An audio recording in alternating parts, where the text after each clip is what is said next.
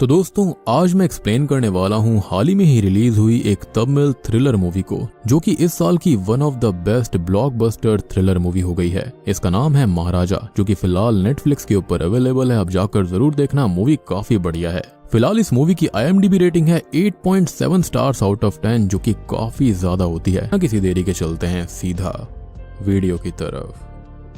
कहानी की शुरुआत चेन्नई से होती है, जहां पर हम महाराजा नाम के एक व्यक्ति को देख पाते हैं जो कि रम की सलून के अंदर काम कर रहा होता है। महाराजा एक छोटे शहर का मिडिल क्लास व्यक्ति है, जिसके परिवार में उसकी बच्ची ज्योति है, जिसे वो जान से भी ज्यादा प्यार करता है। अब इसी के साथ कहानी 2009 के एक फ्लैशबैक में जाती है, जिसके अंदर महाराजा अपनी बेटी के लिए टॉयज खरीद रहा था। उसकी पत्नी और बेटी उस टॉय शॉप के सामने वाले घर में ही बैठे हुए थे, जहां से वो अपनी पत्नी से उसकी पसंद का टॉय दूर से ही पूछकर उसे खरीद ही रहा था कि इतने में ही एक लॉरी रोड से डिसबैलेंस होकर उस घर के अंदर घुस जाती है। खैर अब सीन 2023 में आता है, जहां पर महाराजा अपनी बेटी के साथ एक अच्छी जिंदगी बिता रहा था। उसकी पत्नी असल में उस लॉरी वाले हादसे के अंदर खत्म हो गई थी, इसलिए अब परिवार के अंदर बस महाराजा और उसकी बेटी ज्योति ही बचे हुए थे। अब महाराजा के घर के अंदर एक लक्ष्मी नाम का डस्टबिन भी होता है, जिसे वो लोग बिल्कुल एक इंसान के जैसा रखते हैं, यहाँ तक कि उसे मंदिर में रखकर उसकी पूजा करी जाती है। अब ये बात काफी ज्यादा अजीब होती है, क्योंकि जिस चीज के अंदर कचरा फेंका जाता है उसकी पूजा करना बहुत ही अजीब बात थी। खैर महाराजा की बेटी ज्योति 10th स्टैंडर्ड में होती है, मगर जिस क्लास में बच्चों का ध्यान पढ़ाई पर होना चाहिए, उस वक्त ज्योति का मन स्पोर्ट्स में लगा हुआ था। उसी वजह से सभी टीचर्स उसकी कंप्लेंट किया करते और स्कूल के अंदर उसे काफी ज्यादा पनिशमेंट भी मिला करती थी। मगर उन सभी के बीच उसकी एक स्पोर्ट्स टीचर होती है, जिनका नाम आसिफा होता है, जो कि हमेशा ज्योति को सपोर्ट किया करती थी।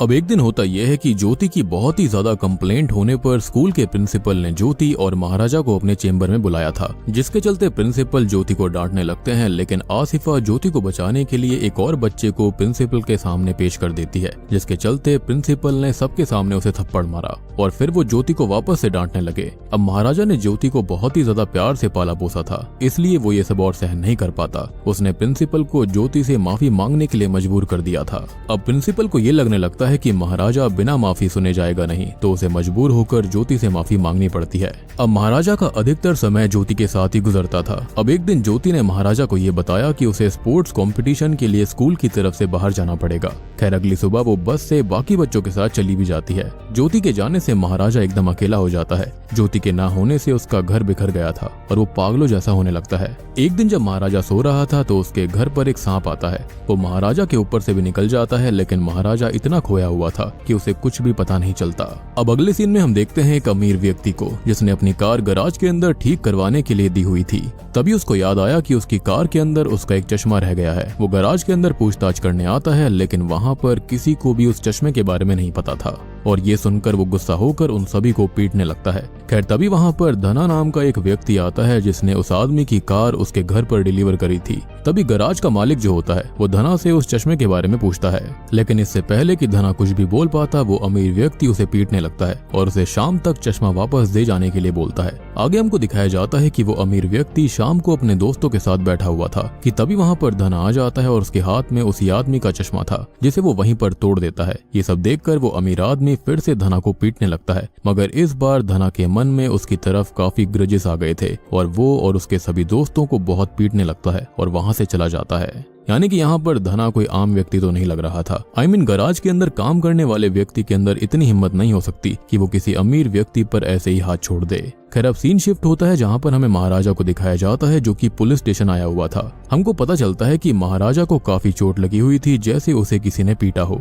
तभी वहाँ का इंस्पेक्टर नल्ला शिवम उससे वहाँ पर आने का रीजन पूछता है, जिस पर महाराजा ये कहता है कि उसकी लक्ष्मी चोरी हो गई है, जिस पर वो पुलिस वाला रिपोर्ट बनाता है और उससे पूछता है कि लक्ष्मी उसकी थी कौन, जिस पर महाराजा बताता है कि वो असल में उसका डस्टबिन है। ये सुनकर नल्ला शिवम का तो दिमाग हिल जाता है। वो उसका मजाक बनाने लगता है और उसे वहाँ से जाने के लिए कहता है, मगर महाराजा सीरियस था और वो ये बोलता है कि जब तक उसे लक्ष्मी नहीं मिल जाती वो वहाँ से कहीं नहीं जाएगा। अब इंस्पेक्टर को इस बात पर गुस्सा आ गया था और वो महाराजा को पीटने लगता है और उसे जबरदस्ती बाहर निकालने की कोशिश करता है, मगर महाराजा वहाँ से टस से मस नहीं होता। और इसी बीच होता यह है कि स्टेशन के अंदर तोड़फोड़ भी हो जाती है। अब आगे हम वरदराजन नाम के एक पुलिस वाले को देख पाते हैं, जो कि एक केस को सॉल्व कर रहा था। असल में एक चोर जो कि खुद पुलिस वालों से मिला हुआ होता है, वो एक RD ऑफिसर के घर पर चोरी करता है, जिसे वरदराजन खुद ही पकड़ कर लाता है, मगर असली की जगह नकली गहने उस RD ऑफिसर को दे देता है और खुद असली गहने रख लेता है। वो पुलिस स्टेशन जहाँ पर महाराजा आया हुआ था वो वरदराजन के ही अंडर में था। जब वरदराजन वहाँ की हालत देखता है तो वो महाराजा से उसकी कंप्लेंट के बारे में पूछता है, जिस पर महाराजा बताता है कि जब वो काम से वापस घर आया था तब 3 चोर पहले से उसके घर पर थे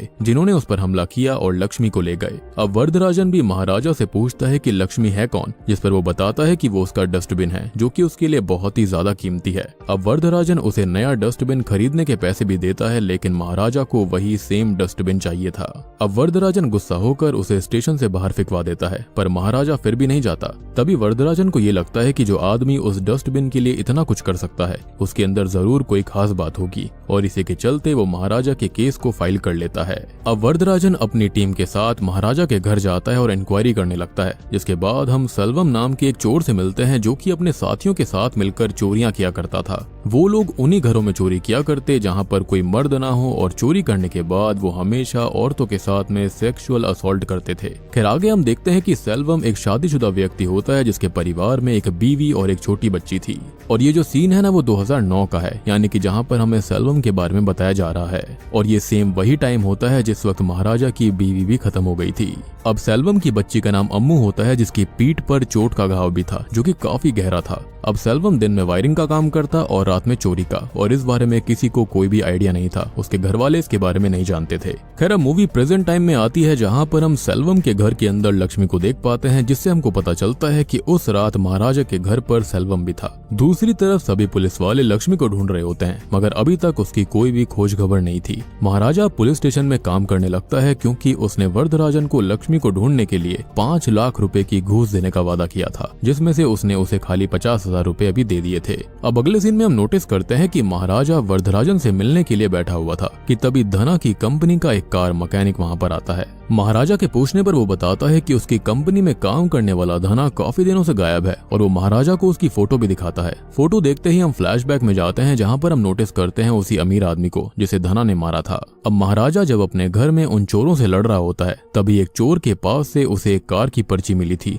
जिसके मालिक का पता लगाते हुए महाराजा उस अमीर आदमी के पास गया, और हम देखते हैं कि धना के वहां से आने के कुछ ही समय पहले महाराजा वहां पर आया था, और जब वो धना को वहां पर मारपीट करता देखता है तो महाराजा को उस पर शक होता है और वो धना का पीछा करने लगता है। ये देखकर धना अपने कुछ साथियों को बुला लेता है और वो सभी मिलकर महाराजा को मारने लगते हैं। बातों ही बातों में धना महाराजा को पहचान लेता है और उसे बताता है कि वो उसके घर में भी चोरी कर चुका है। ये सुनते ही महाराजा उन सभी को बहुत ही बुरी तरह मारता है और धना की बैक पर कुछ देखने लगता है, जिसके बाद धना उसे बताता है कि उस दिन उनके साथ एक पुलिस वाला भी था जो कि उस चोरी में शामिल था, इसलिए महाराजा कुछ नहीं कर पाएगा। जिस पर महाराजा गुस्से में आकर उसका गला ही काट देता है, और क्योंकि धना ने ये बोला था कि उस चोरी में एक पुलिस वाला भी शामिल था, इसलिए महाराजा पुलिस स्टेशन आया हुआ था। उसका असली मकसद तो उस पुलिस वाले को ढूंढना था जो कि उस रात उसके घर पर था। एनीवेज अब हम देखते हैं कि सब तरफ ढूंढ लेने के बावजूद भी जब पुलिस को लक्ष्मी नहीं मिलती तो वो एक नकली लक्ष्मी बनवाने के लिए जाते हैं। अब तभी सीन 2009 की तरफ आता है जहां पर हम सेल्वम को देखते हैं जो कि अपने साथी सबरी के साथ में चोरियां किया करता था। खैर अब उसकी बेटी का आज बर्थडे होता है, इसलिए वो अच्छा दिखने के लिए महाराजा के ही सलून के अंदर जाता है, जहां पर वो अपनी बीवी को बताता है कि उनकी बेटी को वो सोने की चेन गिफ्ट करेगा।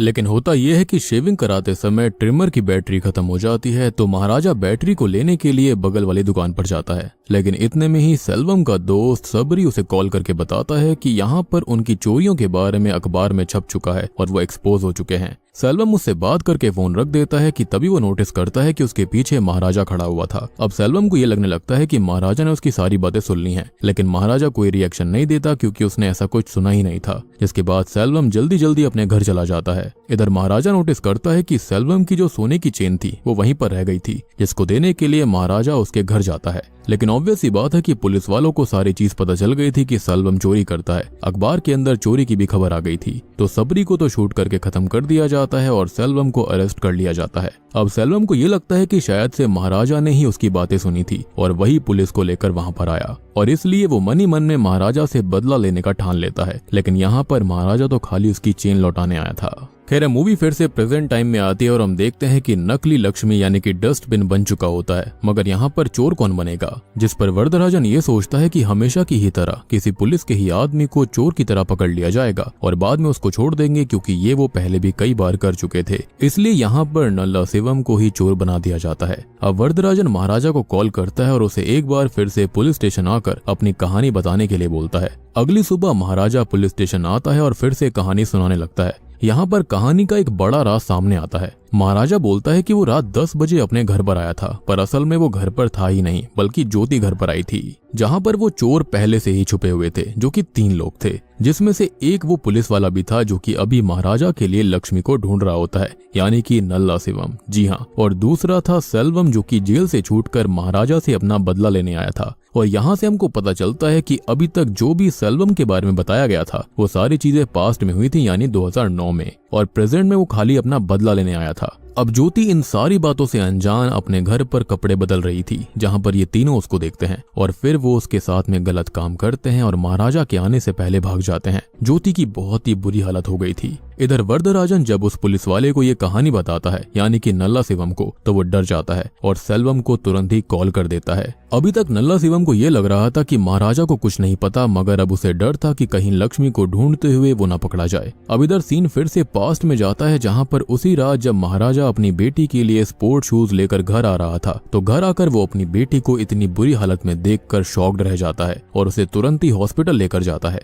ज्योति की हालत काफी खराब होती है, जिसे देखकर महाराजा काफी ज्यादा दुखी हो गया था और वो बहुत ही ज्यादा रो रहा था। ज्योति अपने पिता से ये कहती है कि उसके साथ ये सब करने वालों को वो ढूंढ कर लेकर आए, और उसी के बाद से महाराजा इन तीनों चोरों को ढूंढने लगता है। खैर अब कहानी में प्रेजेंट में आगे दिखाया जाता है कि वरदराजन और उसकी टीम उस रात के सीन को रिक्रिएट करने के लिए महाराजा के घर जाती है, जहां पर वो ये सब कर ही रहे होते हैं कि तभी महाराजा एक बहाने से सभी पुलिस वालों को गले लगाता है और तभी उसे नल्ला शिवम मिल जाता है, जिसकी बैक पर चोट का निशान था, और महाराजा समझ जाता है कि ये वही आदमी है जो कि उस रात उसके घर पर आया था, ज्योति के साथ गलत किया था। अब इससे पहले कि महाराजा कुछ कहता, वरदराजन बोलता है कि वो उसको नहीं छोड़ेंगे, जिस पर महाराजा को कुछ भी समझ में नहीं आता। असल में यहाँ पर हमको ये पता चलता है कि जब धना की मौत हुई थी, तो उसके बाद यहाँ पर बात वरदराजन को पता चल गई थी कि केस में हो क्या रहा था। उसने पूरी चीज यहाँ पर सर्च करी, वो डॉक्टर के पास गया था, जहाँ पर उसे पता चला कि महाराजा की बेटी ज्योति के साथ में गलत काम किया गया था, और वो पहले से ही जानते थे कि महाराजा सब कुछ जानता है।